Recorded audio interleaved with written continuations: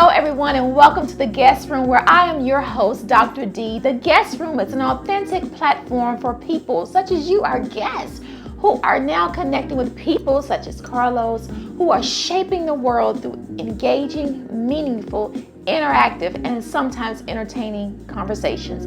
Again, the Guest Room will leave you energized and informed about what we are doing right here in our communities. So again, I want to invite you all to the Guest Room. Your reservations have been confirmed. So take a seat and enjoy the conversations. Again, I am Dr. D here in the Guest Room. So as I mentioned before, we have our guest here. His name is Carlos.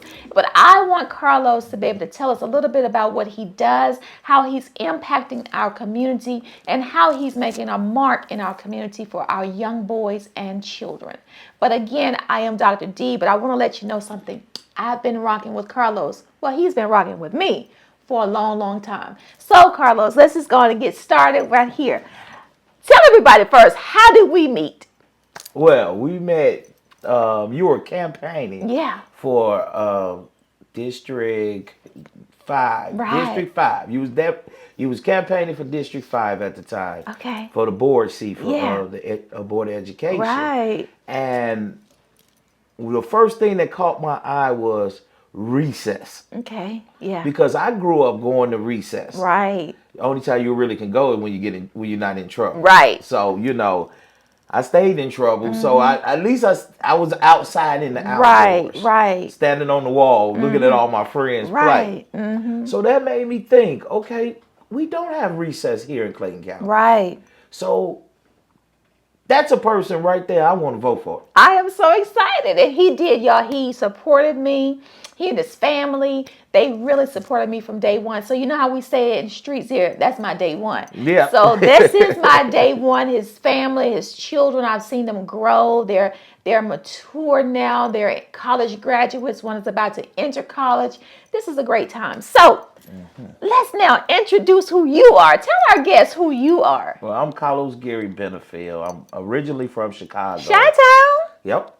I moved here in 1995, 96 year. Okay. That's when I moved when my father passed away. Okay. So my mother wanted me to really leave, and plus I got into a lot of trouble. Okay. So when I was in trouble, my mother was like, you got to make a decision. Either you're going to stay here, find you a place, or go to Georgia with your brother. I went and I left with my brother. Well, he was already here. He was already here. He lived in Smyrna, Georgia. Okay. So I left we was on a family vacation at the time, too. He came home. So when he came home, he was like, Carlos, come and move with me. Wow. I'm like, go no south. It's slow down there. Right. I can't deal with that. He was like, just come and see what it's all about before Right. you make that decision. Okay. So I came, I went for a weekend. It was all right. The time I came, it was nothing in the grocery stores. Okay. And I didn't understand that, y'all didn't have no milk, no eggs, water was limited. Right. Yeah, that's I'm the like, South when it gets cold. It was cold. Yeah. I was like, so when it get winter, they don't have nothing? Right. He was like, this is how it is in the wintertime Right. because this weather is different. Yes. Totally Bipolar. different. So I was like, man, I don't know if I can live in nothing like this. So I went back home. More trouble. Then I just called my brother and I said, I'm coming to Georgia. Okay. I'm going to come and stay with you. Give me a job. Got me a job. Got me a car. That's where I met my wife at. Okay. At work. All right. At work. Yeah, I was still the gang-banging person that I was in Chicago, bringing it here to Georgia. Okay, I'm glad you brought that up because you talked about you're from Chi-Town, Chicago, and you talked about the perils that you endured, that you went through, that you even admittedly said, I did some things, D. Oh, yeah. And then you came down to Georgia and you said, I was still in the mix, but I was trying to get on straight street. Right. And so with that being said, tell us about that journey from Chicago when you were doing those things to becoming the advocate that you are. So walk our guests through that journey. Here it is, you're out here doing all this, and then now you're an advocate. So tell us about that journey. Well, I felt like I destroyed so many communities. Now Okay. it's time to get back to the community. That's deep. And I seen how our neighborhood used to just people don't believe me when I tell them that you can leave your front door open in Chicago Mm-hmm. and go for the whole day and night. Nobody going in their house. Wow. It's because our community was a Okay. knit community. We Okay. was together, Okay. and I see how my parents raised me to be a person to take care of your community. Mm-hmm. You know, take care of your neighbor, take care of your friend. A friend is going to always be there for you, Yes. and your neighbors are too. You know, they always say it takes a village, and it took a village. Okay. So that's what brought me here and made me change after a while. Once I had a real bad wreck, and my father had just passed away. I thought I was talking to him, but you know, I was going in and out, and Mm-hmm. I woke up in the hospital. And the first person that I seen in the hospital was my wife. Okay. So Wow. So that's the journey. So you're becoming an advocate now for our community. You're giving back. You know, yes, like how you said, I was destroying it. Now I'm now restoring it. restoring it. Okay. I Right. like that. That's Okay. So with that being said, I guess when did your nonprofit start birthing itself? I guess it birthed out of that. So you have on your brand, he has Cuzzo's mentoring. mentoring. Yes. So I want you all, well, you to tell our guests, how did Cuzzo's come about? What does it mean? Give us some history on that. Give us a little Well, backdrop. it started in Chicago with me, my best friend Neil, Darren, Colvin, and Jay Cam. Okay. We were we Cuzzo is Darren.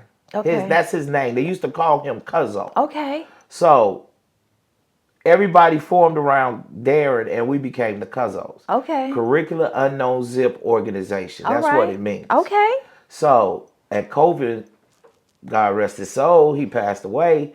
He made up Cuzzos for us, the Okay. Curricular Unknown Zip Organization. So we were neighborhood guys who all wore black Reeboks. That was our Okay. thing. All right. So we left the gang life into a better life. I like that. So Okay. what we tried to do was in our neighborhood is protect the things that's in our neighborhood. Like we have barbecues, softball games, Okay. basketball games, double dutch for the girls, things Okay. like All that. We right. tried to make the neighborhood a community like it was when we were coming Yeah, up. definitely. So I brought it here to Georgia as Good. well Okay. to make the kids make better choices in life. All right. That was my main goal because it's easy to get in the game, but it's hard to get away from all of that. It's very hard to get away because your mentality is going to keep you into that in the streets. So what I try to tell is, youth is not to make the mistakes that I made. If you do make it, you can always correct it. I like that. I like because I'm listening to what you just said. That seems like that's your core philosophy is that you made this mistake here, but you can turn yourself around. Yes. You know, and with your Cuzzo's group and his mentoring group, it seems that you all are, it's amazing how when you start these organizations, you have to basically live it. You Right. know, you don't just start something, you never experienced it. And here's you've experienced it and now you're giving back. So again, it goes back to what I once destroyed is now what I'm restoring. Right. And so honestly, I never knew what Cuzzo's meant. I knew it meant something when it said mentoring, but to hear the backdrop of your homies, Right. and how that, and men coming together, Right. That how rare that and then coming together in Chicago. in Chicago. We all grew up together, and each one of us was in a different setting of a game. Right. But we was all represent basically the one thing. But once we said, okay, we need to get out this gang stuff because it ain't gonna do nothing but Right. get us two places, jail or death. Yeah. And I didn't want neither one of those. So Okay. Right. and by my parents helping me, talking to me, by my father especially, he was my best friend. So Right.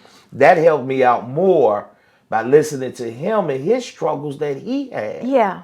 But he was there to raise all of us. Right. So that made me come to Georgia, get my life together. And as you see, I got two beautiful kids and a beautiful wife. Yes. Beautiful. And beautiful family. I basically modeled my whole life around how my father was raised. Yeah. And I still raise my kids the same way my father Yeah. raised me. But I took the path and the choices That's why we say it at Cuzzo to make better choices Choices. in life. Everything you do is about a choice. Yeah. So I made the choice to be in a gang, do these type of things because I thought it was cool. But I didn't think it was cool to sit and play chess Right. until I got old enough to learn how to play chess. I still don't know how to play, but I'm still learning. And you look at things and look at yourself in the mirror and say, well, what can I do better to make where I live at better? That's right. That's deep, Carlos. I just love it and how you've instilled that into your children, Yes, And yes. then I've even witnessed, some of the things that you've done, and then you've even taught me how to start a nonprofit, and I look at your site and I see what you're offering. It's not only just the extracurricular, it has some academics to it as well, and to be able to tap into those different resources in our community. And for you to bring that down from Chicago to Georgia speaks volumes because you saw a continuation that, hey, it's not going to just stop with my community up in Chicago. I got to take this down to where I am now. So I think that's great. But let me tell you, guys, I think I heard something. I think I saw it for myself. I think Carlos is a coach. Is that Yeah, true? Tell us yes. about that, Oh, Carlos. yeah, I You're a coach. coach. I've been coaching for, Lord, let me see, since the late 90s. I've been coaching for a while. You coach I football. coach every Oh, sport. every sport. Except, well, I'm not going to say every sport. I coach football, basketball, and baseball. The Okay. major three sports, Okay, the basically. major three, right. And well, matter of fact, after this interview, I'm in the I championship. saw that. I saw My that. I peeped that. 14, Yeah, yeah, I seen my that. 14U basketball Your team 14 playing year. Washington High Yep, School, I saw that. and The we blue logo and all that. I saw right it. the Clayton Yeah. Trojans. That's Yep. who we are. That's who I coach with. Okay. I coach with the Clayton All Trojans, right. Shout out. and Okay. I've been coaching with them for 2 years, but I usually coach the Park and Recs. I really coached my son Okay. basically since he was 5 years old to 18. Right. And we just won a Super Bowl too. Okay. So we got us. I got a ring at home, Good. and we're on our way to coaching baseball now. All right. I moved down, Okay. so I like to. Since my son is going away to school, I said I'm gonna go down with the babies, Okay. so I could start from 8-year-old all the way up to 12 or 14, however long we coach the baseball team. Okay. But I'm starting with 8-year-olds this year. We the Kings, 8U Kings, Jonesboro Kings. Okay, and I've seen him actually coach the little ones. I went to an event that he had done with the community, with our chief of police and other officials in the county, and he was coaching our children then. So I look at that and I said, all right, Carlos is doing a darn thing. So we know that you're coaching. And I want to ask you this right here, Carlos. What is your coaching philosophy? Since you coach, tell us about real quickly, your coaching philosophy. Well, my coaching philosophy is basically to break you down and bring you back up. Oh, okay. Okay. You know, I don't want to be up on the youth. yeah, I mean, from the era that I come in, it was a no holds bars. Okay. And everybody know football is a very violent sport. Like I tell the young men that we playing, hey, you could be a bully on the football field, Okay. but you can't be a bully after the whistle. Okay.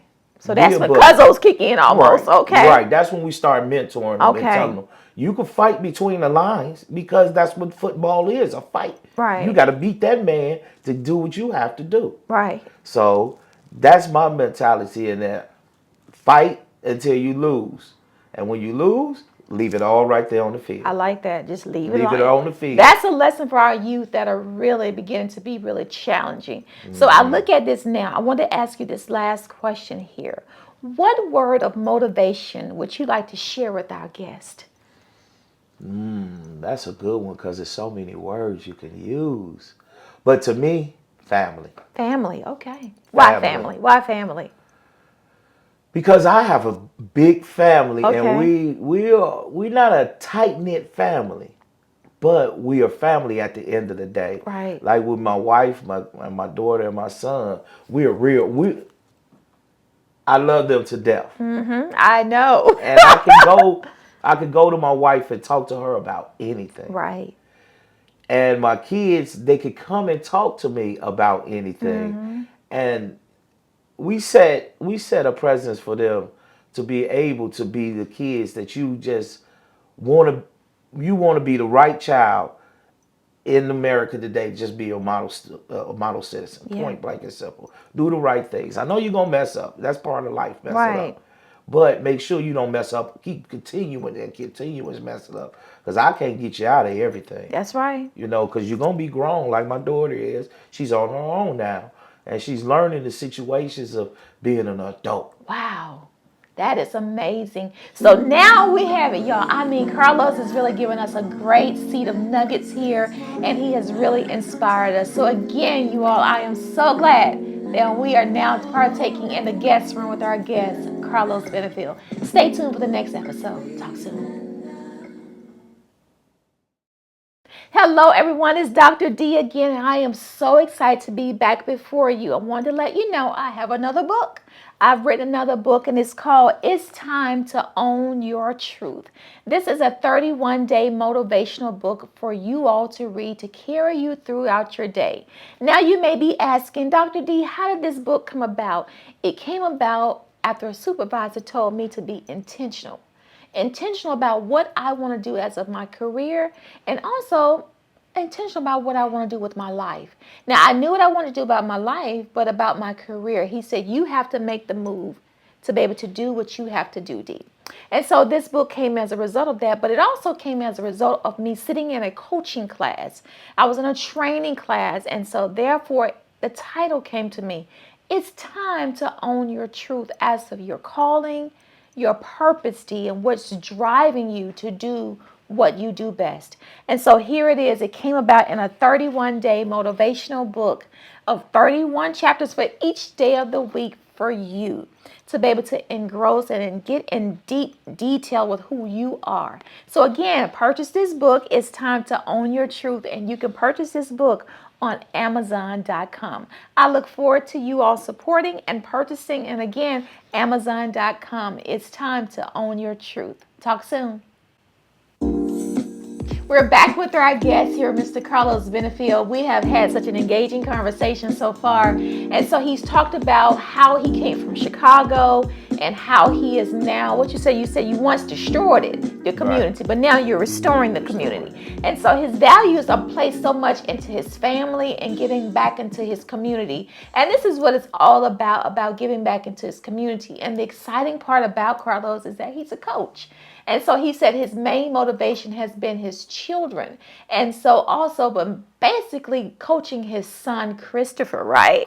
And watching him. And I've watched Christopher grow. I mean, I have really watched him grow and mature into the young man that he is in now. And then Carlos gave us his core philosophy, which is family and being able to. But I love what he said about the football field. So tell us again what you said about when they're on the football field, because this is something for us as adults as well. So what's that you said about the football field? When you're on the football field, you can be a bully. Okay. But when you're not playing football, you're not a bully. Leave it there. Leave it on the field. Everything stays on the field.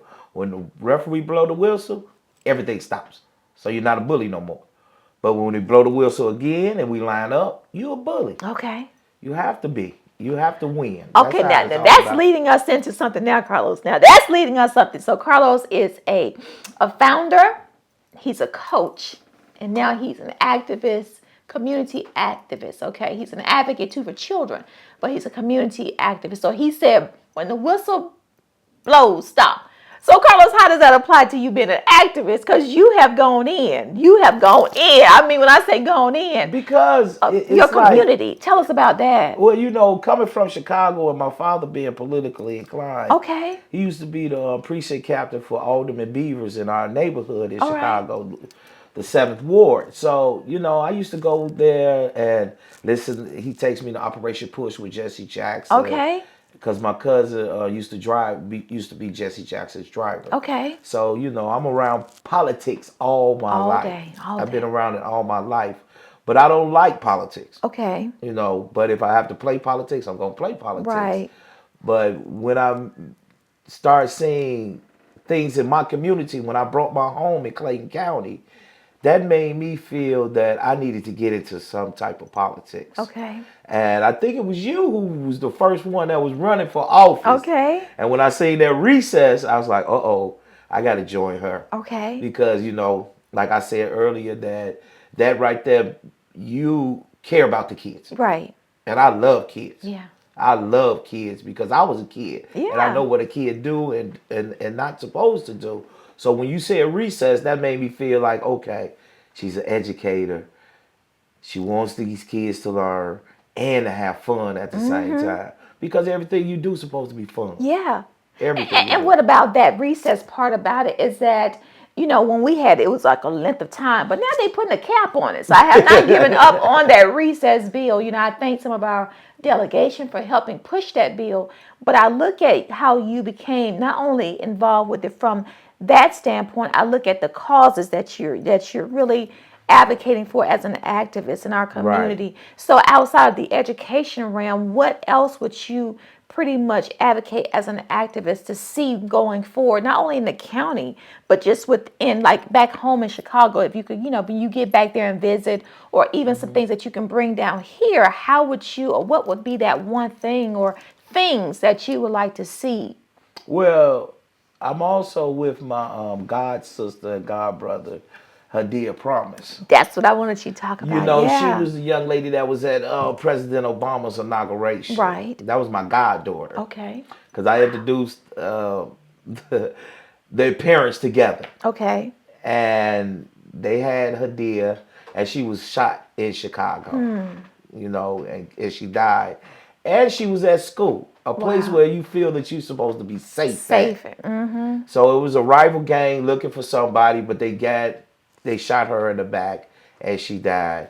So that right there really motivated me to bring Cuzzos to Georgia, to really start it. Because I was sitting down talking to this pastor, Jerry Brooks, who was my boss at this uh, nursing home that I used Okay. to work at. He was our boss in environmental services. And I said, Jerry, I want to change. I want to Wow. change. And Yes. Jerry said, well, you know what? Since you love kids, why don't you start your organization for kids? And I was like, yeah, okay, I can do that. So after that, he helped me a little bit get it together. I started typing things up, and I put everything in my words. It came from my heart and my mind, Good. and how I was raised. Yeah. And when I seen that, I started reaching out to different people in Clayton County, especially my county commissioner, Felicia Yeah. Franklin. She offered me to be on the advisory board for the Parks and Recs. Right. And I was like, Park and Recs advisory board, woo, that sound good. I'd do it for her because Felicia Right. was a young lady that helped me as well as she Right. helped the community. Yeah. And when I did that, I felt I can help these kids now. Now I know I could put in place what we need in Clayton County that I knew that what we had in Chicago. See, I like that. You saw some. It's like you had the blueprint there in Chicago, Right, and now you brought it down to Georgia, and specifically the county that you're living in. right. And so it's like threefold that you gave back in three different ways, but at the same time you still stayed on course with your purpose. Right. And so I guess that leads you to that activist part. And when I say activist guest, Carlos really goes in and he has high comments to say, this is why I'm saying what I'm saying. There's no fear in what he says because he's going to back up what he's saying, which I really like. And some of our children, they need to see that you can speak your mind. And like you say, you speak it then and then you let it go. You leave it there and then you pick back up on it. But the momentum, you've kept the momentum. I've Right. seen that over the years. Nothing has changed with you. You keep the momentum. And, how does it feel, though, Carlos, when you have the backlash of those who saying, be quiet, man, trying to silence your voice? How does that, as an Well, activist and an activist advocate, how does that, what do you do? How do you overcome that challenge? it makes you dig deeper to find more facts Okay. about things. So it makes you go, as we say, go back to the lab Okay. and try to start over and say, okay, so they backlashing me on this. Let me go find something to make them see what I mean and how I mean what I mean about it. It's like I don't want Clayton County to turn into Chicago. Absolutely. I mean, you know, they call it Chirac. That's not a good name, Right. Chirac. I don't care Right. what nobody say. I don't want it to be Clayton Rack. Right. You know, we Right. don't want them type of things. And if Right. I can prevent it, I will prevent it. I will try Right. my hardest to prevent it. And I'm not worried about what nobody say because they talk about Jesus. Absolutely. Call me a Absolutely. child of God. Absolutely. So We you get gonna down keep on this talking channel about with me. There that. you go. Yes, I like Keep that. keep talking about me. You do nothing but motivate me to Motivate do you. more and more and more, grab more kids, more parents, more families, trying to bring this family back together so we can have our village. And I've seen Carlos at work, and he does much more, even in his occupation, his career is working with children. And it's just amazing how still what you destroyed is now what you're restoring, and it's an active kind of thing, and it's a momentum that keeps him going. And so, as any, whatever you're doing, whatever professional, whatever civic obligation that you're doing, you're going to have the backlash. But it's just good to see how your philosophy from coaching, from family, it's a unit, and how it still is a family within the community. Right. And so you still trying to meet the needs of individuals, and you're going to have those obstacles, but it's how you overcome those obstacles to get to the goal in which you're now setting to do. And so, Carlos, I really now want to get into, you talked about how you would describe yourself, and you said you all about family, but I now want to ask you a question. Do you have someone or something that inspires you to keep going outside the family? Do you have someone or something that keeps you inspired? A lot of people like yourself. Okay, all right. You inspired me. Okay, You inspired me for the youth, okay, you know, and also with CASA, okay, because I sit on the board of CASA too. So I sit on every board in Clayton County. okay. And if there's a board, I'm gonna call D. Is there another board I can sit on? Because Yeah, the more information you have right. about the things that's in your community, because I'm a taxpayer. Yeah, These are coming out of my pockets to pay for education, we pay for gas, light, and things like that. So I want to know where my dollar is going to. yeah. And if it's not, I'm going to be holding somebody accountable Accountable. for it. And trust me, he holds, in the role that I am in now, he holds me accountable. And I even said, okay, I know how to get this. I'm gonna put him on another committee. So I put Right. him on that but it's not just so I can't take the accountability, but I want to be able to expose others to what's going on in our community. Because like you're saying, you're tax paying, you have Right. a family here, and you're living here in the county. So I look at that. I thank you for allowing me to be an inspiration to you to keep going. Who are some others or some others? Um, Drew Drew, Andrews. Drew Andrews. Okay. He's a pit bull to me. So Okay. I like pit bulls, but Okay. he's just that, and he's well spoken and well educated with it. Okay. He teaches me things. Okay. So and I listen to this man. Who else? I got a lot more people. My play brother Gary Robertson. Okay. He just retired from the post office as well. So, Okay. and my best friend at home, he lives here in St. Mary's, Neil Okay. Murphy. All right. He's retiring next year out of the Navy. Okay. So, and me and him, he's part of Cuzzo's too. Okay. He's Got part a of board Cuzzo. going. Yeah, you got a board. All right, on the he's part board. of Cuzzo's All too, right. and he's one of the main characters because it was me and him who basically we were best friends. So Okay. we grew up from little boys to now. And who else? Oh wow, I have a host of people that now like Maui Davis. Okay. Yeah. Attorney Maui Attorney Davis. Maui Yeah. Davis. He was a role model to us growing up because he Okay. grew up in the next neighborhood from my mother I and did them. not know he was from Yes, Chi-Town. he's from the Jeffrey Manor. Okay. He's from Jeffrey Manor. He runs Black Man's Lab. Yep. And he motivates me because he's the only black lawyer here in Georgia that basically do free bono for people. Yeah. And that makes me, because we both went he didn't go, one of his friends went to a Catholic school like I did. I went to an all black male high school in Chicago, the Okay. only all black male high school. and we were Catholic school boys. That's what they used Okay. to call us. Okay. Okay.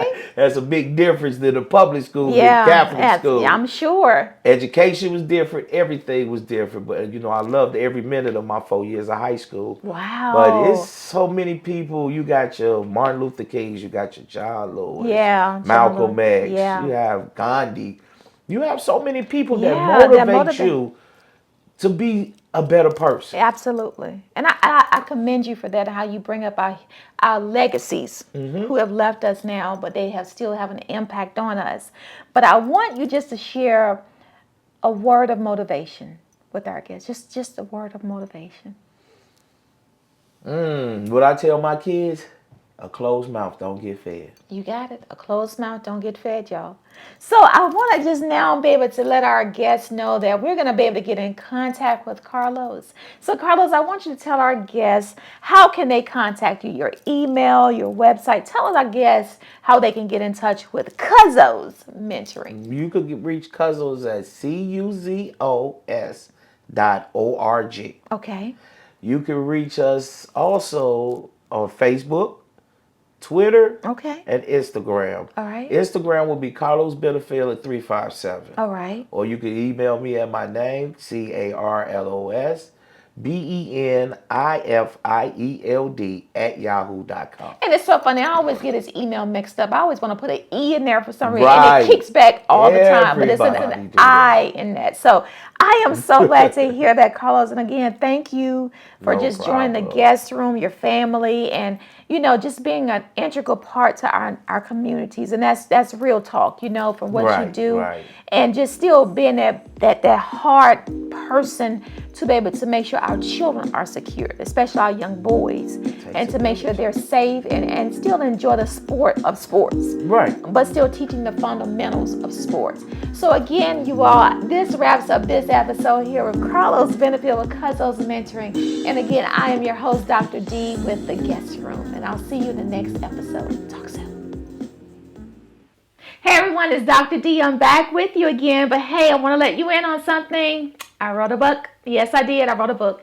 Hey, it's called Cage in a Cubicle Spiritual Lessons. And you know how this book came about? It came about as of me writing my dissertation and also me journaling. But could you believe that I was actually living my book through journaling as well as working?